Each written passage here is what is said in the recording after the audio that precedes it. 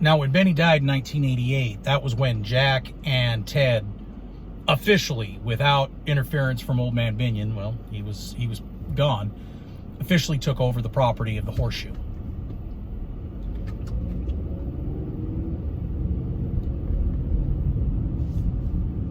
This was when Ted's problems really had begun because of his lifestyle and because of how rich he was and his celebrity status here in Las Vegas at the time.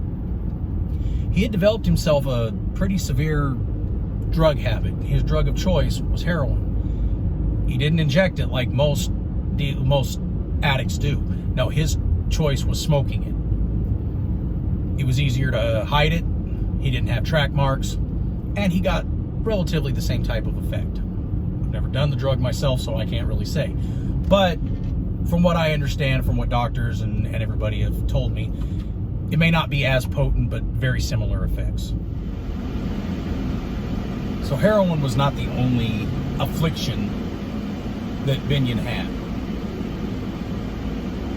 Like most celebrities,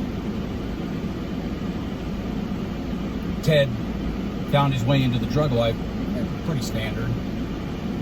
But like most celebrities, especially male celebrities, he had an affliction for women. Now, Ted was married and actually had a daughter. But one of his favorite hangout spots was a place called Cheetah's Gentlemen's Club. Now, Cheetah's was made extremely famous in the 90s because of a movie brought out called Showgirls, and it starred Elizabeth Berkley, one of the cast members of the teenage coming-of-age sitcom called Saved by the Bell. Made a lot of waves, came out to poor reviews, but that was where that movie was shot. The majority of the strip club scenes were shot at Cheetah's nightclub. It later became famous because the owner had gotten himself into trouble and actually tried to use the Patriot Act as a defense. I'm not going to bore you with the details of that. But Cheetah's was one of Ted Binion's favorite places to hang out. He loved Cheetah's. And it was no secret that Ted was having extramarital affairs. No secret whatsoever. And while he was at Cheetah's one night, he ran in to a young lady who was from California. This young lady's name was Sandra Murphy, better known as Sandy. Now, the rumors about Sandy are back and forth. She claims she never actually danced topless at this club. She never did that. She was there with a couple of her friends after coming to Las Vegas under the whole what happens in Vegas stays in Vegas principle, which I'll let you guys know right now, Las Vegans, we hate that slogan. We hate that slogan. We can't stand that slogan. But she came here from California with the idea of, like most, that she's going to come out and win a ton of money and become rich. Well, she found out very quickly that wasn't the case, and she ended up losing quite a bit of money. As a matter of fact, from what I understand, it was all of her life savings. So what she claims is that her friends and her actually came out and started selling costumes to the strippers at Cheetah's. Now, I say stripper, I'm not going to say exotic dancer. Okay? No, I'm going to call it what it is. A stripper. A topless lady who strips for money. Sorry if that makes you mad, but it is what it is. And then she was selling costumes to the ladies as part of their stage act. Well, there's people that conflict that and say 100% totally for sure she danced topless. The owner of the club wouldn't say either way. But Ted met her and tried to woo her. Now, stories say that at first she was turned off by Ted, that she didn't really like him, and she thought he was arrogant. But they grew a friendship over the course of time, and eventually, according to her, they fell in love. According to Ted's friends and witnesses, she didn't start feeling that way until she found out for sure that Ted Binion was who he said he was, and found out how much he was worth. Then her attitude changed. So right now what we're doing is we are on our way to downtown Las Vegas. It's in a shadier part of Las Vegas. We're going to go check out what at the time was Cheetah's nightclub, and it was Cheetah's nightclub up until recently.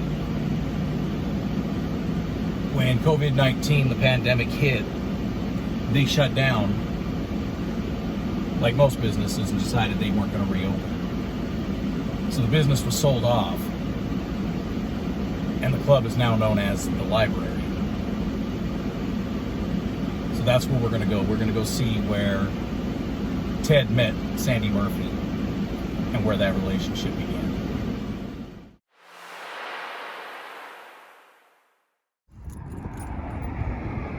All right. So what you see here is what used to be Cheetah's. It's now the Library, which actually used to be located off of Boulder Highway. Not sure if it's the same owners, but yeah, this is where Ted used to come and where he met Sandy Murphy.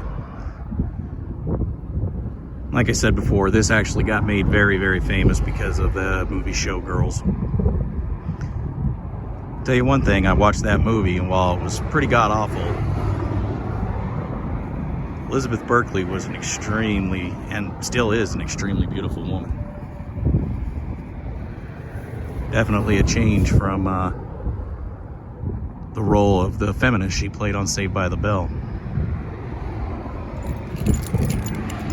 Now they are open. They open at like 7 o'clock tonight or whatever, but under strict COVID regulations. But here it is, guys. This was the spot right here. With his affliction to this, and with his relationship starting with Sandy Murphy,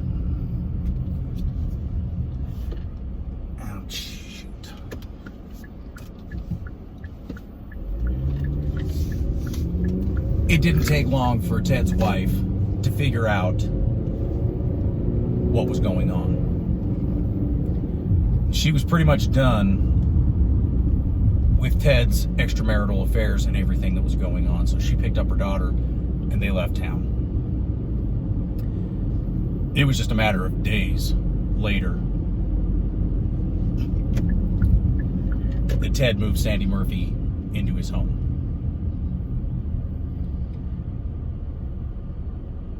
Now his home sits over, not too far from here actually, on Palomino Lane. And he moved her in, and it was here that Sandy introduced Ted to a lifelong friend, as she claimed, to a lifelong friend of hers, a guy by the name of Rick Tabish. And by all accounts, Rick and Ted hit it off fairly well.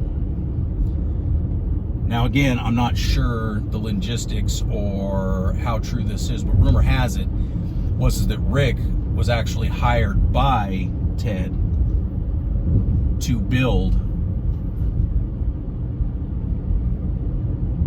the famous Silver Vault on the Binion land in Pahrump. And that was who actually built the vault and actually helped Ted take it down to take his silver to that vault. So what we're going to do now is we're going to actually go and we're going to look at the home that Ted shared with Sandy Murphy.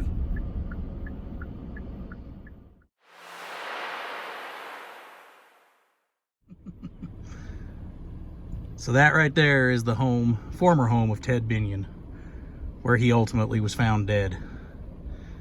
The home he shared with Sandy Murphy. Now the current owner, she bought it for $900,000, and from what I understand, has put $600,000 into renovations into the home since. But that gate right there is the famous gate where the coroner is seen taking Ted out on the cart. Amazing. It's a beautiful home. It was valued at $4 million at the time. She bought it for 900 grand. New owner is quoted as saying she doesn't believe in ghosts. That's why she bought it.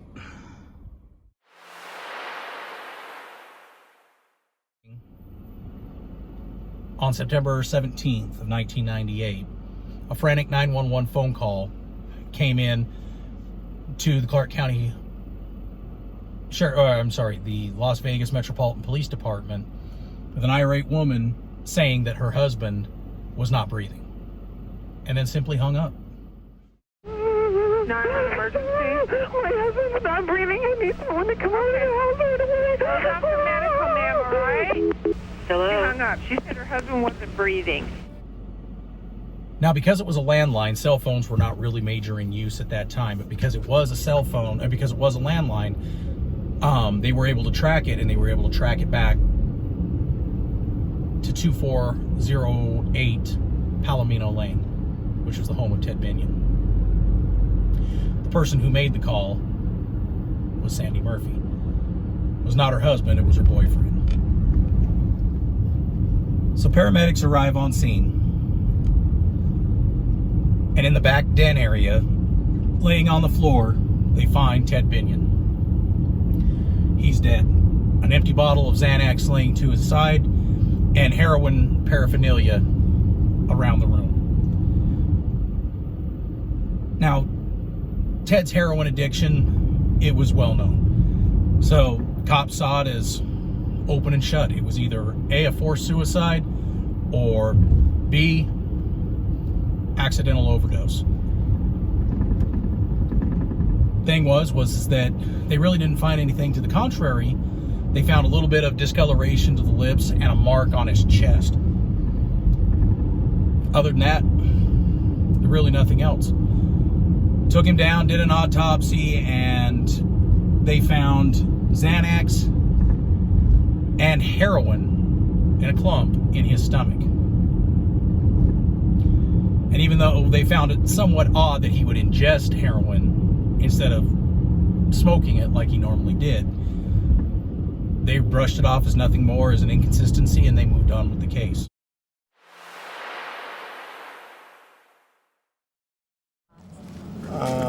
What a tragedy. I mean, I know that he was trying real hard to straighten himself out and just get everybody off his back so that he could live his life. I know he wanted to go, start fishing, going up north fishing, and spend more time at his ranch in Pahrump and advance his relationship with his girlfriend. And so it's a tragedy. I don't know the specifics. That's why I'm here, guys. I come over to come and talk to somebody and find out what happened to him. I mean, that's my first thing. So that's about all I have to say.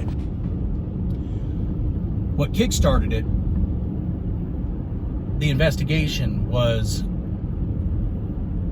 2 days later, after they found out what was going on, Nye County Sheriff's deputies went out to the vault in Pahrump just to check on it. And what did they find? 3 guys empty in the vault. And one of the officers stated that they were really close. They were almost done and were about ready to haul off. They stopped them, identified the men, and one of the men was Rick Tabish. Now, Tabish told the police officers that he had been given permission by Ted Binion that if anything should happen to him, he needed to retrieve the silver and take it to a specified location. He would not reveal that location to the police.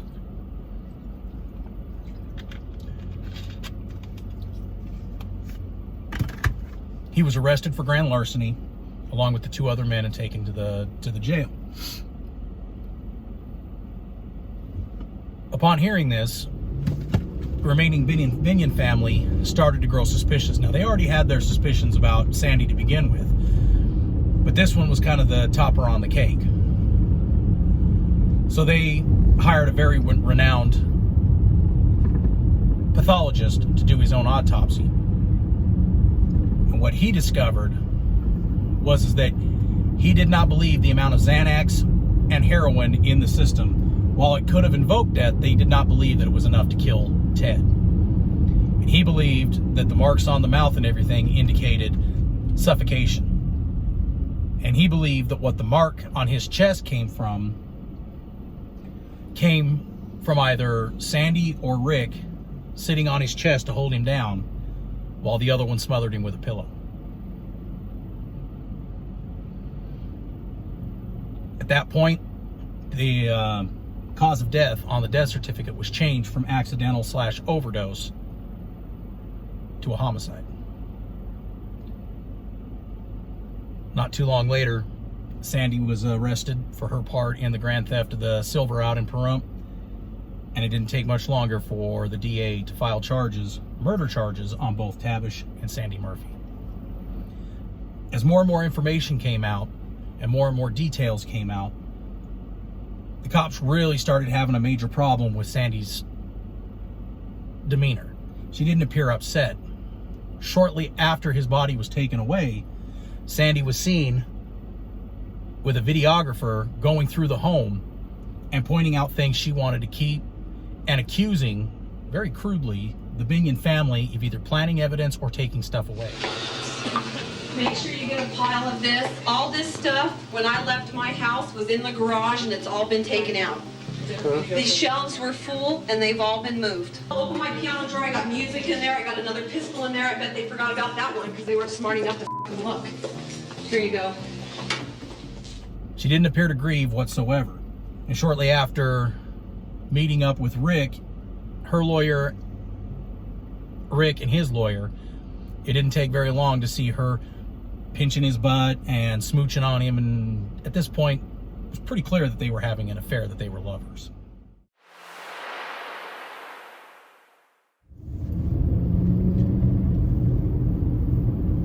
So after their arrest,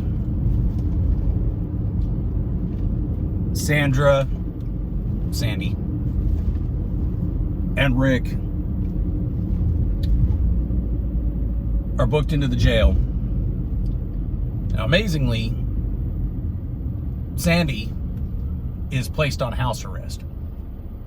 Rick is held over. He's put in Clark County Detention Center and he's held there.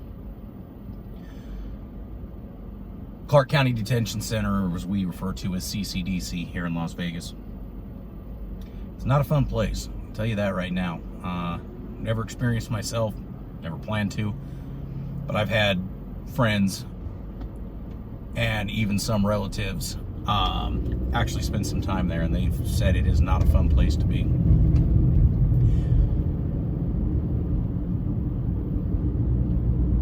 The trial goes on, the evidence is entered. Trial lasts about a year. And they're both found guilty. Both of them. During sentencing, Rick pretty much showed no emotion, while Sandy broke down into tears. And during the next 4 years while they were incarcerated, they held out and stuck to their story that they had done nothing wrong.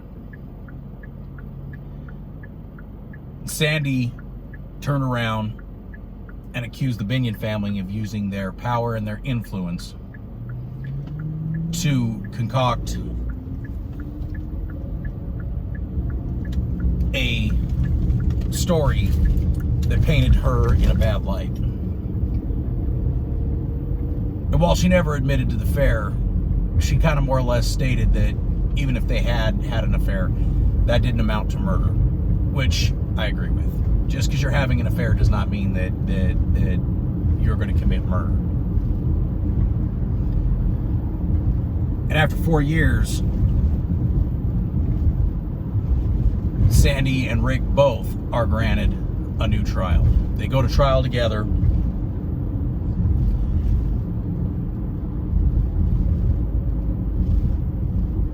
and they're both later acquitted. But the larceny charges stuck. The larceny charges stuck. Now, Rick received a much heavier sentence because he was actually on site. He was actually there getting the gold and packing it up when he was caught.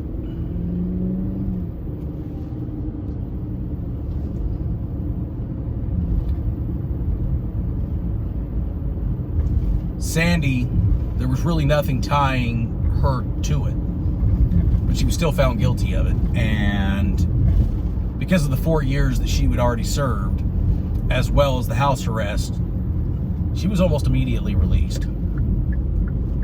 Rick was released in 2019. Now, Sandy, upon her release, she moved back to California. I believe it was Los Angeles. She would go on to marry a wealthy art dealer who owns a fine art gallery in California, and that's where she is today. Still holding out her innocence, still proclaiming her love for Ted Binion. While Rick got out in 2019, his whereabouts at this point are unknown.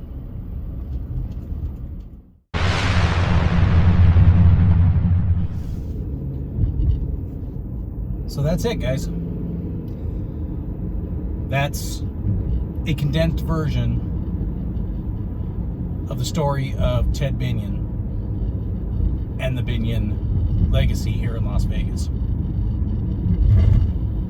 Now, I gave you, as I said, a condensed version of both cases.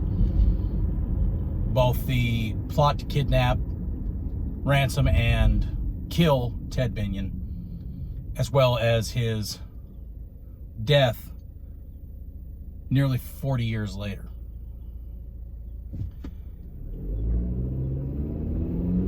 At this point, it's your decision.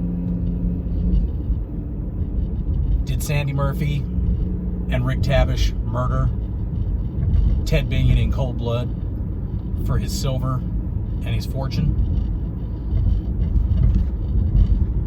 Did the Binion family use their power and influence to wrongfully accuse and convict an innocent woman and man of murder? Wrongfully imprisoned and justice served later by a retrial that granted them anonymity? Did Ted simply just give up with losing his gaming card, being unable to work at the casino that he loved, that his father had built, losing his wife and his child, having a hunch that his girlfriend is cheating on him? Could all of this caused him to just end his life? Or was it exactly what they originally said? An accidental overdose that resulted in his death. Ultimately, you have to make that decision. And if you want to know more about the facts involved in both cases, to learn more about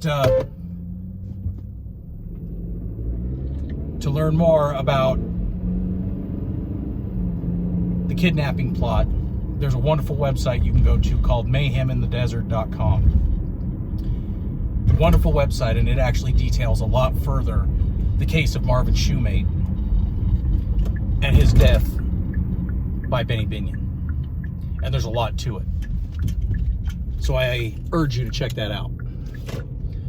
If you're more interested in learning more details about the Sandy Murphy, Rick Tabish portion of this story, all you have to do is Google search their name or run a search in YouTube, and you're going to find a plethora of information. But before we conclude this video, there's one more place we have to visit. And that's the final resting spot of the Binion family.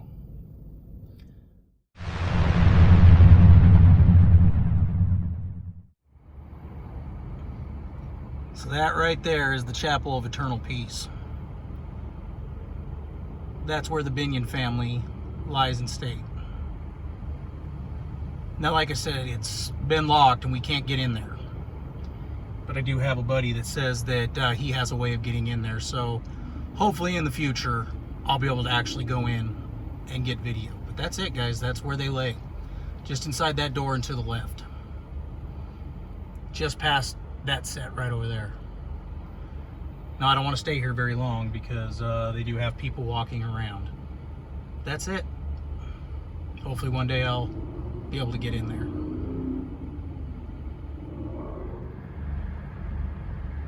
Now, if you remember the part of this video with Marvin's shoemate, I pointed out a building in that portion that talked about how close Marvin's shoemate was to the man who ordered his death.